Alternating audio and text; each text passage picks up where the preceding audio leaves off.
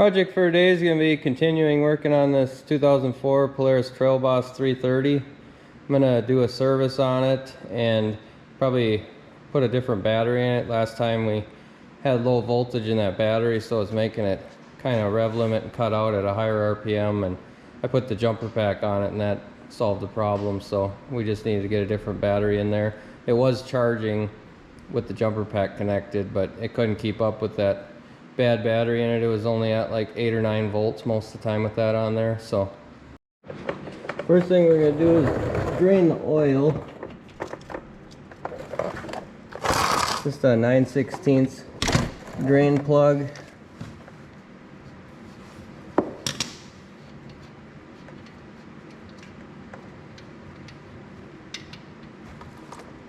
I already had this running, so I like to warm them up a little bit before I drain the oil. We'll let that drain and we'll grab an oil filter for it. The oil filter is just here by the recoil.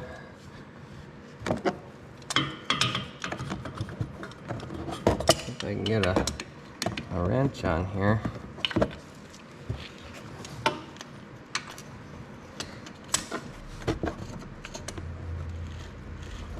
Oh, it wasn't even that tight.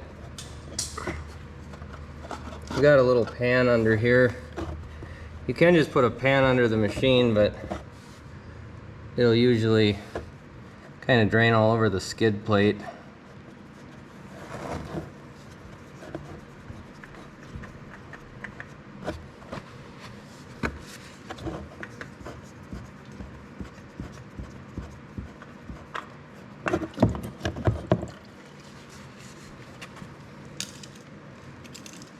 It's I'm using a high flow HF303 oil filter. Make sure you put a little oil around that O-ring on there so it's easier to get off next time.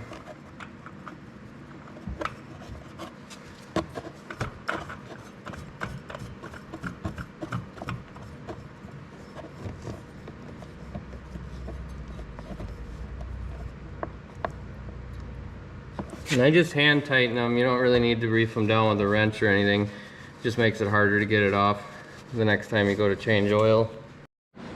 Then your oil fill and dipstick is on the opposite side by the clutch cover here. I'm just going to start with 1.5 quarts of oil and then check it.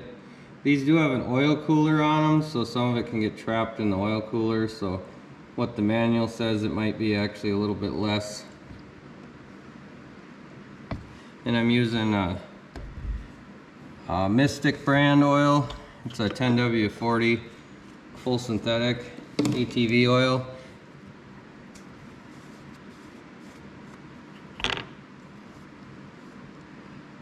I buy it in bulk, so I have just a bunch of these quart bottles that I refill.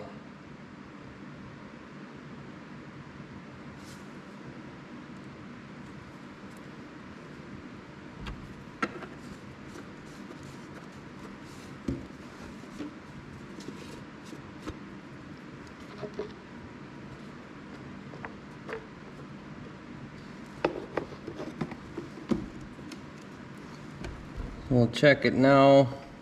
I just set the dipstick in there. I didn't actually thread it in, so we're probably a little bit over full. But then we can start it up and it'll fill that oil filter. And then it'll get us to our proper level. We'll start it up and let it run for a few seconds just to fill that oil filter.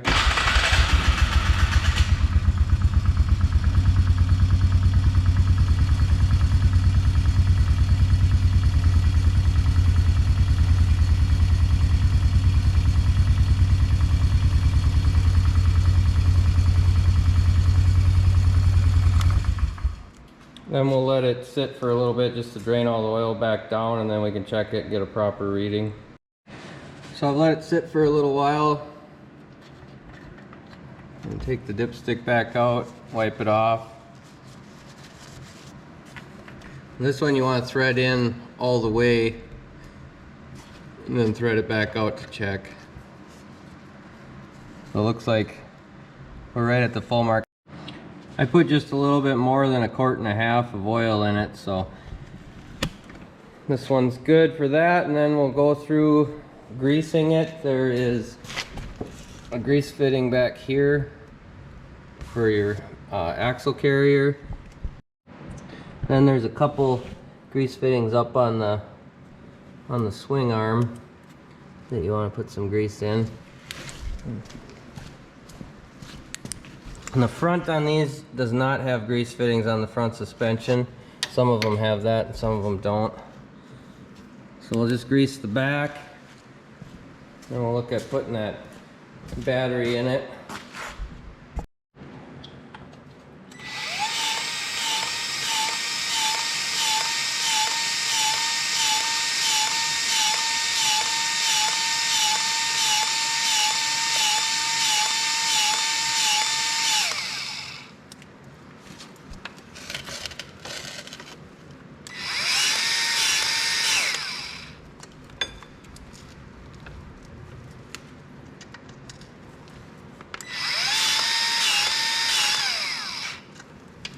The swing arms, they don't need a heck of a lot of grease. It's a pretty small space you're filling with grease, but this rear one, you want to put quite a few pumps in there.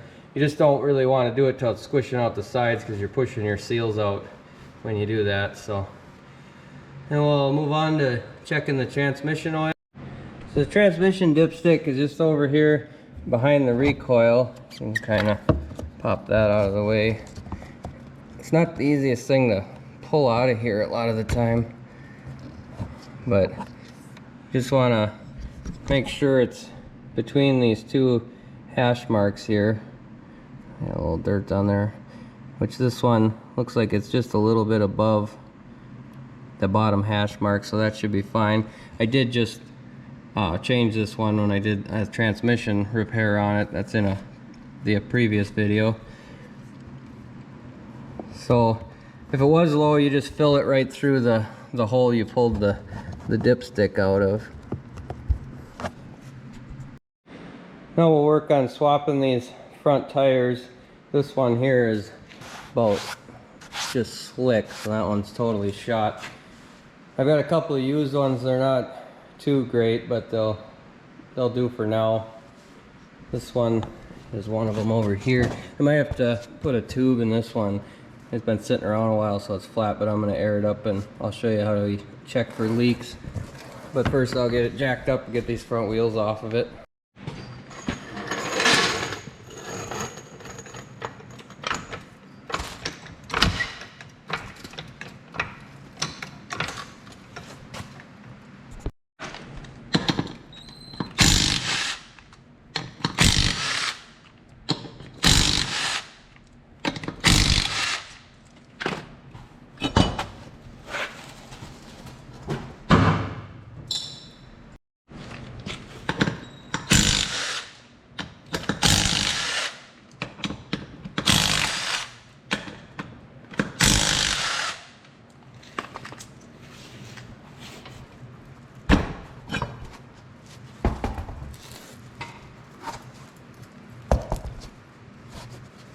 This one held air fine, so I'm just going to put this one right on. I think somebody had swapped the fronts or the rears at some point anyway, because the front had white rims and the rear had gray.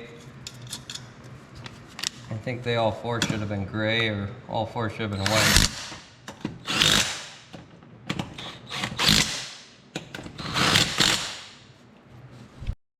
So I just got a spray bottle with some soapy water in it. I just mixed some water and Dawn dish soap. We'll spray that on the sidewall here first. So when they get weather cracked, they usually, or dry rotted, they usually end up leaking around the sidewalls. You'll spray the soapy water on, you can usually see bubbles coming out. If it's a really slow leak, they can be kind of hard to find. They'll leak around the bead sometimes too. Try the other side, I don't see anything there. They will go flat if they've been sitting it quite a few years. So it could just be from that. Don't see anything on this side really either. Maybe a little bit coming out of the bead right there. I'll spray the top of the tire and around the treads too and check. So I sprayed the whole tire down and I wasn't seeing any bubbles, but you can see I got bubbles coming out of the valve stem. So that's usually just a bad valve stem core. So that's easy enough to change. We'll swap that out. And this one shouldn't leak anymore. So I just got a little tool here for removing the valve stem core. That just fits on this valve stem core like that. We'll swap that out and see if that fixes our leak.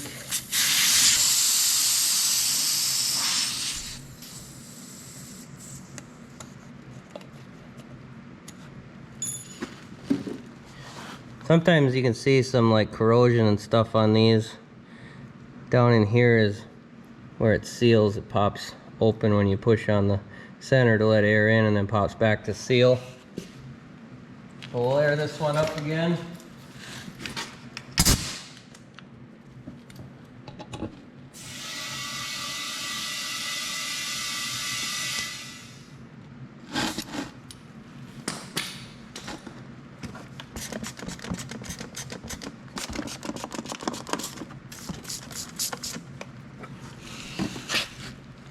Now I'm not seeing any bubbles coming out of it now, so that must have been our issue. So we'll get this one thrown on and then we'll swap the battery on it.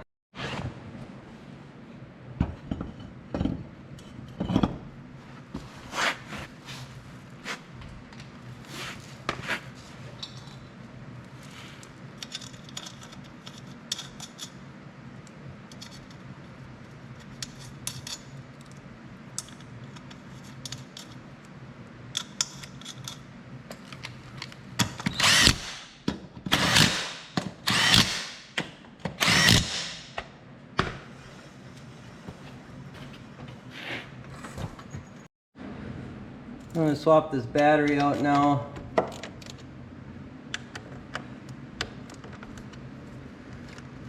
There should be a bungee cord type thing holding that battery down, but this one is missing.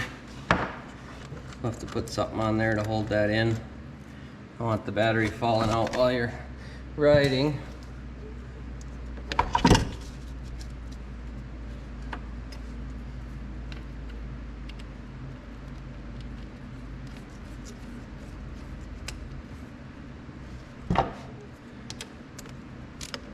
I like these AGM batteries. They're a absorbed glass matte battery. They don't have like a liquid acid in them. They seem to last quite a bit longer than your regular lead acid batteries. This one's 2 years old, but it still should be a decent battery. We'll see if we can fire it up now.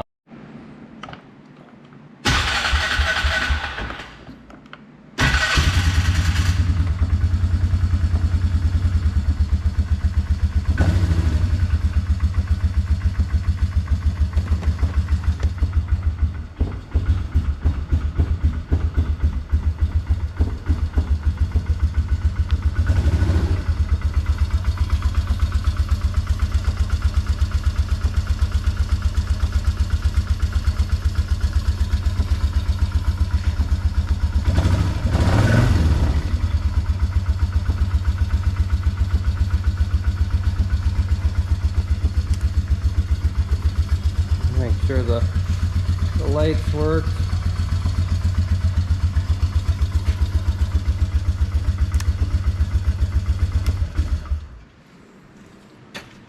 That's probably going to do it for this one. If you like this sort of thing, like the videos and subscribe to the channel, and we'll catch you on the next one.